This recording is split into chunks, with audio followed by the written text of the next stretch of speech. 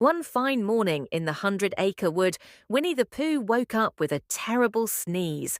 Ah, choo! Pooh's little bed shook, and his honey pots rattled dangerously on the shelves. Oh dear, Pooh sniffled, wrapping himself up in a cozy red blanket.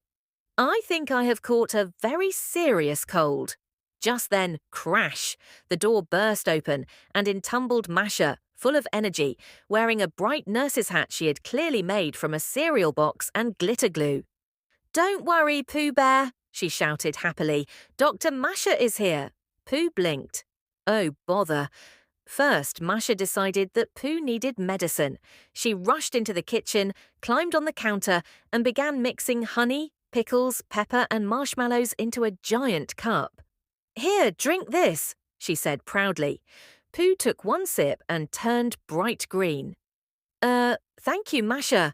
He coughed politely, then quietly poured the rest into a flower pot when she wasn't looking. Next, Masha thought he needed fresh air, so she dragged Pooh outside by his blanket and tied him to a kite she had built out of sticks, string, and several of Rabbit's tablecloths. Fly, Pooh, fly!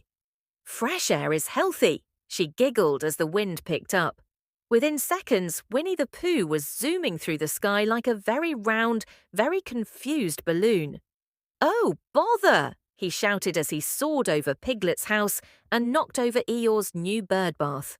After Pooh finally crash-landed in a bush, covered in leaves and very dizzy, Masha clapped her hands. Okay, time for a hot bath, she said.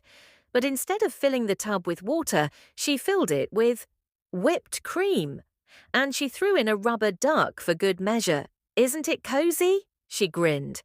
Pooh peered out from under a mound of sticky cream. Masha dear, I think perhaps you should go back home now. But I'm helping, she protested, her cheeks puffed up. Pooh gently patted her head, getting whipped cream all over her hair.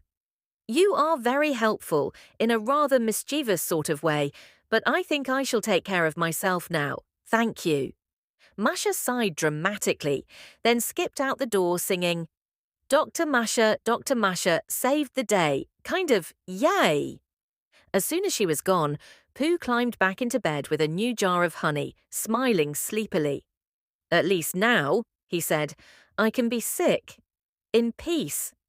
Just before drifting off to sleep, he heard a distant crash and Masha's voice shouting, I'm okay, from somewhere deep in the woods.